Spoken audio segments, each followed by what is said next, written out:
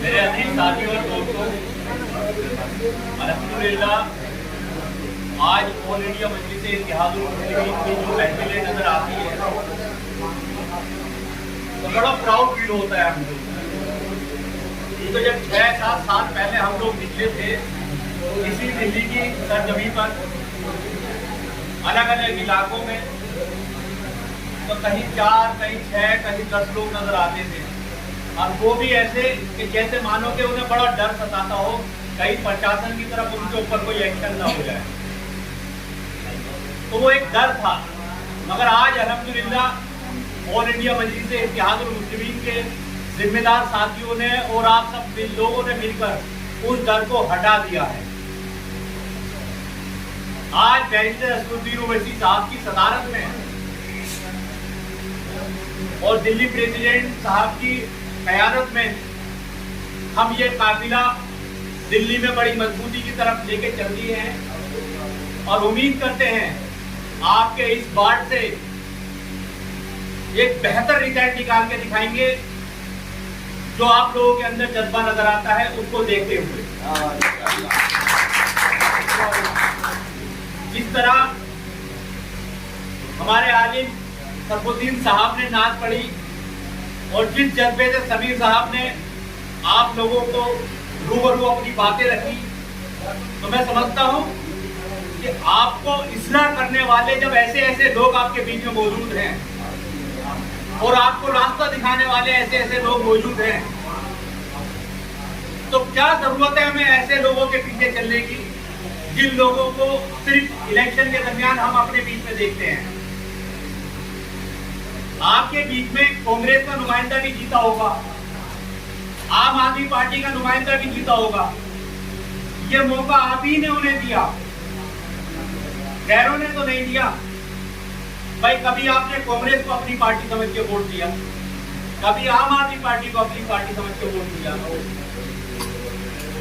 मगर उस वोट में और आज ऑल इंडिया मजलिस-ए-इत्तेहादुल मुस्लिमीन में क्या फर्क है ये जरूर बताऊंगा मैं आपको। कांग्रेस को वोट देते आए हम लोग सिर्फ एक मजबूरी का सबब बना हमारा। 1992 के बाद भी जब बाबरी मस्जिद शहीद हुई उसके बावजूद भी हमने कांग्रेस के नुमाइंदों को जिताया एक मजबूरी के तहत। क्यों? क्योंकि इलेक्शन के दरमियान हमारे बीच में एक जुमला छोड़ दिया जाता था कि बीजेपी को सिर्फ कांग्रेस हरा रही है, और हम ये समझते थे कि बीजेपी सबसे बड़ी दुश्मन है, इसी ने बाबरी मस्जिद तोड़ी, इसी ने मुसलमानों के ऊपर जुल्म किए, इसी ने जगह जगह दंगे कराए। मगर ये सरासर गलत है, हमें गुमराह किया गया उस बात से। बाबरी मस्जिद अगर शहीद हुई तो उसका ताला खुलवाने जो विवाद को खड़ा करने वाली कांग्रेस पार्टी थी, मगर हमारी गुमराही इस कदर ज्यादा थी क्योंकि उस टाइम हम लोगों को सियासी शऊर नहीं था। आज हम लोग सियासत में अपनी नजरें बना रहे हैं, बाकायदा उसको देख पा रहे हैं कि क्या सही और क्या गलत हो रहा है। जैसे कि हमारे सरताज भाई ने कहा बाबरी मस्जिद के डिसीजन के ऊपर, तो मैं समझता हूँ ये बात सरताज भाई को खाली अपने मुंह से बताने की आपको जरूरत नहीं है। शायद 99.9% लोगों को ये मालूम है कि ये जजमेंट गलत था, और खाली मुसलमानों को नहीं हिंदुओं को ही मालूम है ये जजमेंट गलत था।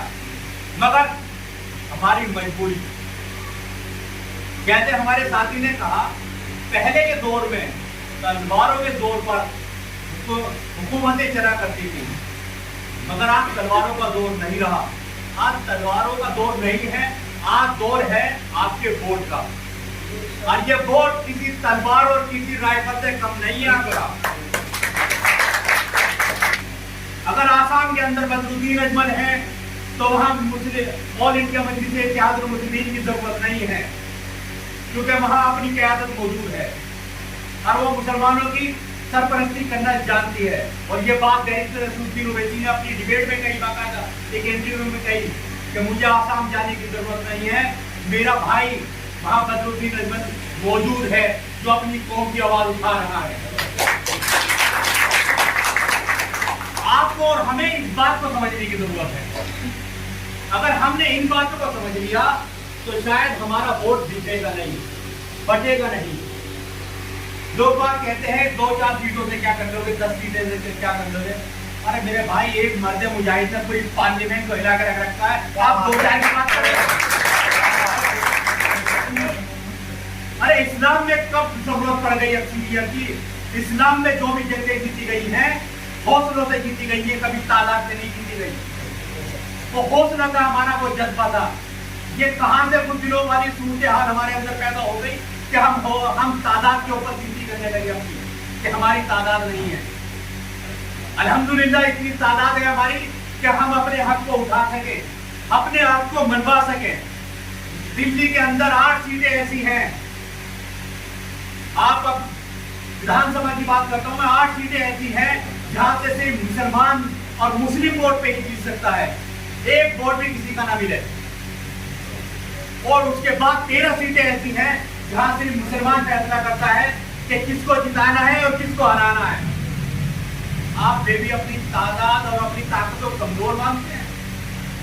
आप मानिए, अगर ये 8 एमएलए और 13 ऐसे एमएलए, चाहे वो सिख खड़ा हो या दलित खड़ा हो, वो चीज का है, वो कहीं ना कहीं आपकी बात तो करेंगे।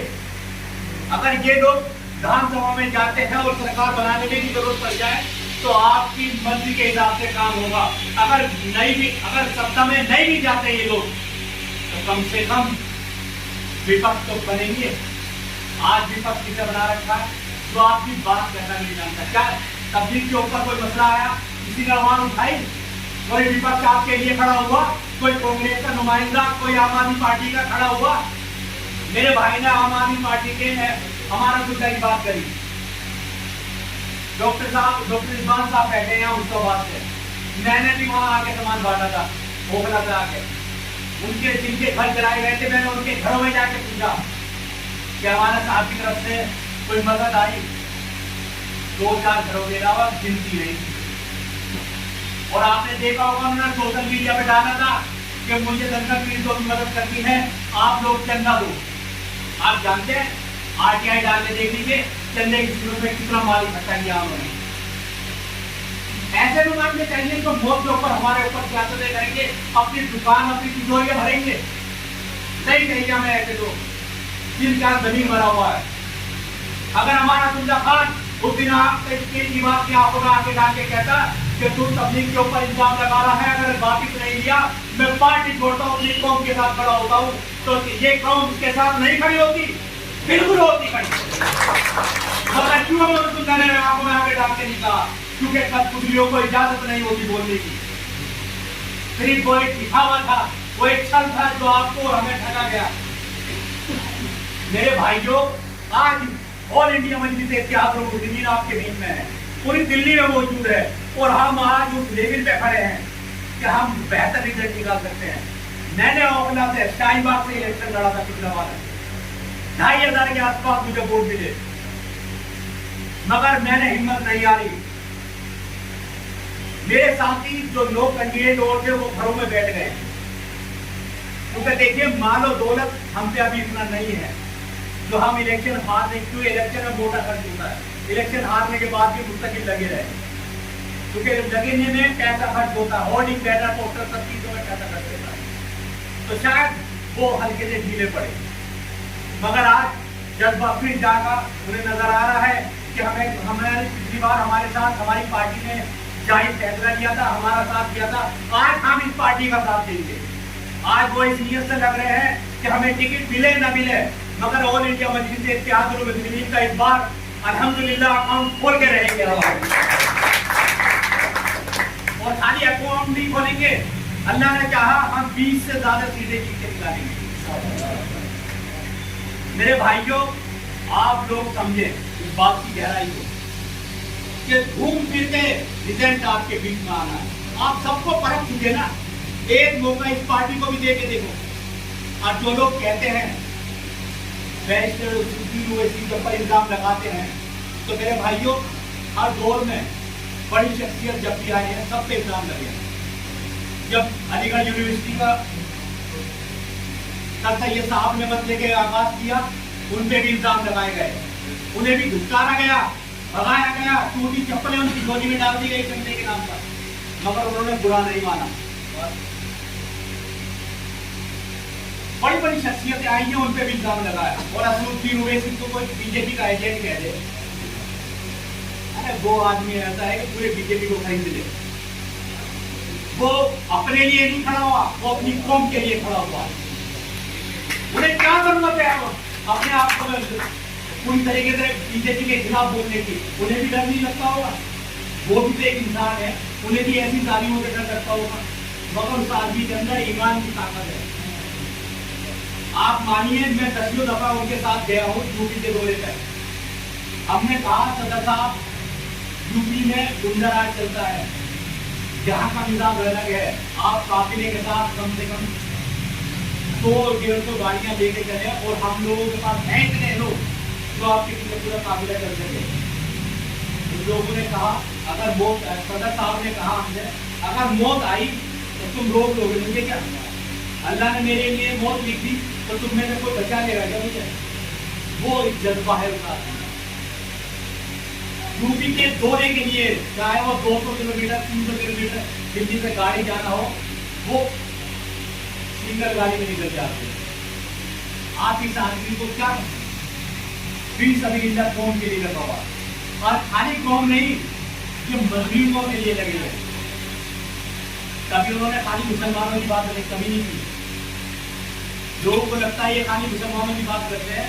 मेरे भाइयों, जुल्म का शिकार ज्यादातर मुसलमान है। लोगों को लगता है कि ज्यादा आवाज उनकी हो, मतलब दलित पे भी कई जुल्म हुआ, उन्होंने उनकी भी आवाज उठाई है। मैं चलते चलते आपसे थोड़ी लोगों मुद्दों में बात कर लूं। कुछ जगह इस तरह का रूमर उड़ रहा है कि मुझे टिकट मिलेगा, मुझे नहीं मिलेगा। उसको काट दिया, उसको बाहर निकाल दिया। इन अफवाहों को आप दरकिनार कर दो।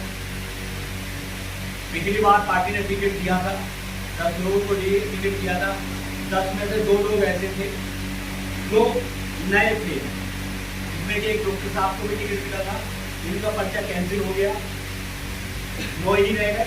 इसमें से 2 थे जो नए थे, बाकी 7 वो लोग थे जिन्होंने जमीन पर रात दिन एक करके मेहनत की।